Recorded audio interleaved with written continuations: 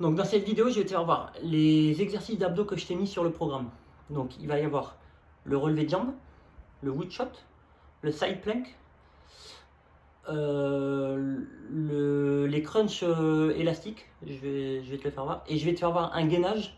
Enfin moi j'apparente ça à du gainage, il y en a qui apparentent ça à un exercice d'abdos à part entière, mais moi je trouve que c'est plus du gainage. C'est en fait pour renforcer ton muscle transverse. Donc le transverse, c'est une gaine que tu as tout autour de la taille et qui permet de retenir tes viscères à l'intérieur. Et si tu es super forte sur ce muscle-là, c'est en fait, en gros, c'est la première couche des abdos. C'est la première enveloppe des abdos. Après, sur cette couche-là, il y a ce qu'on appelle les tablettes de chocolat. Et si tu es forte sur ça, en fait, ça va t'éviter des douleurs en bas du dos. Parce que ça te permet d'avoir un bassin ultra solide. Et si dans ta vie de tous les jours, dans ton travail,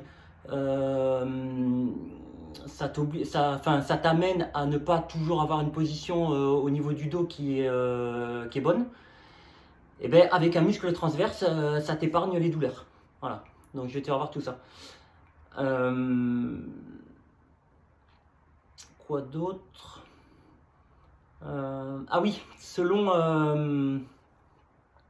enfin dans l'esprit des gens, en fait, ils voient les abdos comme une partie haute et une partie basse. C'est faux.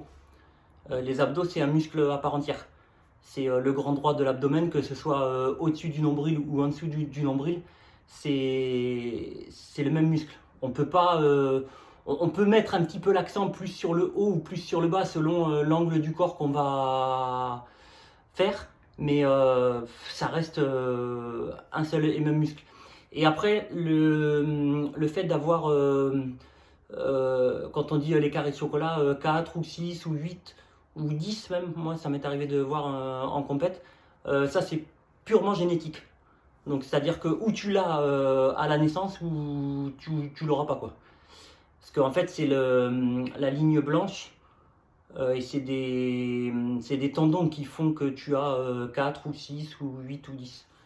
Mais on choisit pas quoi. On est avec et on se contente de ce qu'on a quoi. Donc on va voir tout ça. Alors on va voir donc le relevé de jambes. Donc moi j'ai ça pour le faire parce que du temps que je faisais les compètes, bon ça m'est arrivé juste une fois en fait. Parce que en fait je fais jamais d'abdos en fait. Tu vois, c'est pas c'est pas bien. Par contre il faut en faire. Moi j'en fais pas parce que je trouve ça chiant. Et en compète, je suis toujours prêt au niveau de ce groupe-là. C'est un groupe où j'arrive à avoir une définition rapidement et donc j'en fais pas. Mais il faut pas faire comme moi, hein. C'est pas le bon exemple.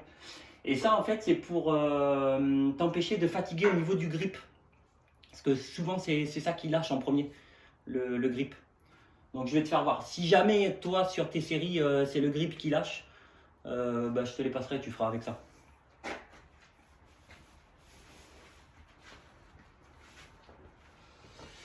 Donc pour le relevé de jambe, tu vois, tu viens. Donc toi, tu vas te mettre sur ta barre où tu fais les tractions, sur ta machine.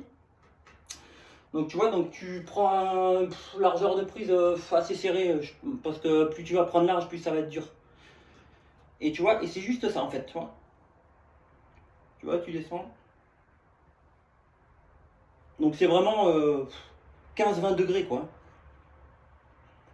Parce que tu vois, si tu fais ça, et bien en fait c'est ton psoas qui travaille, ton muscle fléchisseur de la hanche, et ça peut t'amener des douleurs en bas du dos. Après, tu vois, petit tips en fait, si tu pivotes, tu vois, ça va te permettre de mettre l'accent sur les obliques. Donc le petit et le grand oblique. C'est pas mal. C'est plus dur, mais c'est pas mal. Et ça, tu vois, en fait, c'est tout simple. Tu vois, tu viens mettre tes bras dedans. Et en gros, ben, t'as plus à toucher du grip, quoi. Tu vois. Donc voilà, ça t'évite, si tu veux faire des abdos en série longue, pour de l'endurance. Voilà, ça peut être pas mal. Donc ensuite, on a dit le wood shoot. Donc le wood shoot, tu vas mettre un élastique hauteur poitrine. Tu vois, tu viens faire un grand pas sur le côté. Donc attends, je vais me mettre là que tu vois. Un grand pas sur le côté. Donc tu viens mettre tes mains en face de la poitrine. Et en fait, tu laisses partir l'élastique et tu reviens devant. Tu vois. Du coup, ce serait un peu apparenté à la machine, si tu avais ça dans la salle dans laquelle tu étais sur Paris, où tu es assise, tu as un écartement des mains comme ça, et tu viens faire des rotations. Voilà, ça s'apparenterait un peu à ça. Alors, par contre, un truc qu'il faut vraiment que tu penses, c'est quand tu es là, tu vois, la tête, elle regarde toujours devant. Parce que si tu regardes comme ça, ben en fait, c'est plus tes abdos qui vont accompagner, c'est plutôt la hanche, tu vois. Et ça enlève du stress au niveau des abdos. Donc toujours la tête loin, droit devant, tu laisses partir et tu ramènes. Et après, ben, tu changes de côté. Le side plank.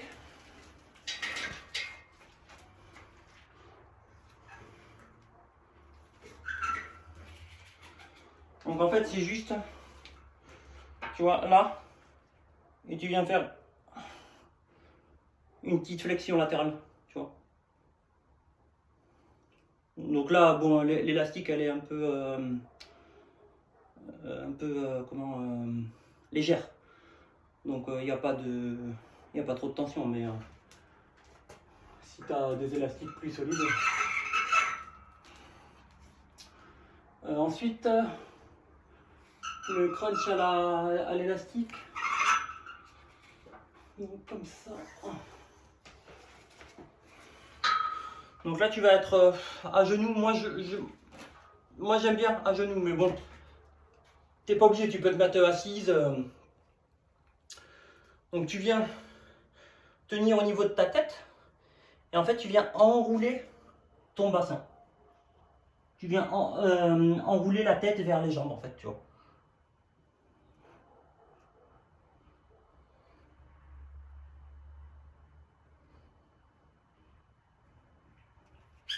Donc là, tu ciblerais plutôt la partie au-dessus des abdos. Le relevé de jambes, ce serait la partie en dessous du nombril. Et le wood shoot, les obliques. Et donc après, celui que je t'ai dit là, le gainage. Alors le gainage, c'est le vacuum. Donc en fait, ça consiste à expirer toute l'air dans ta cage thoracique et tu viens inspirer, mais sans prendre d'air. En fait, tu viens inspirer en essayant de rentrer le ventre à l'intérieur. Donc je vais te faire voir.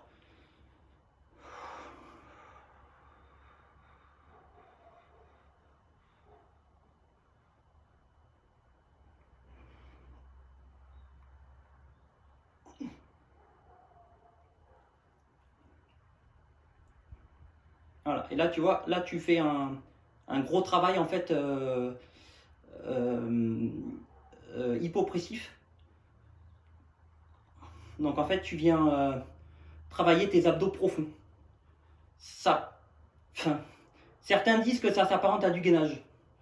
Moi, je suis plus sur ça. D'autres disent que c'est un exercice d'abdos à part entière. Je sais pas. Et tu vois, à l'époque où je faisais les compètes, eh ben, nous, dans les compètes, on a une pause abdos-cuisses. Et en fait, quand tu passes de vacuum à abdos contractés, et ben ça fait un effet et tu peux gratter des points sur le classement. Tu vas voir, je vais te faire voir.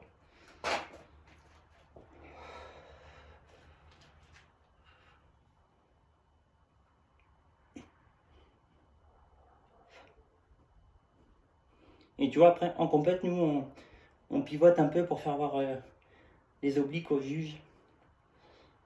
Mais bon, voilà, c'était en compète. Et le droit antérieur, tu vois, c'est le muscle que tu as là, tu vois. Donc, toi, ce muscle-là, il faut qu'on le renforce au maximum.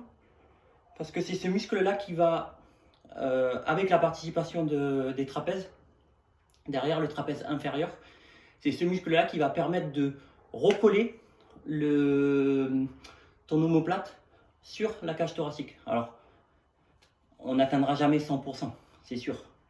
Mais je pense qu'on peut gagner peut-être 80%, 90%, avec un peu de temps. Et surtout, que ça t'épargne certaines douleurs.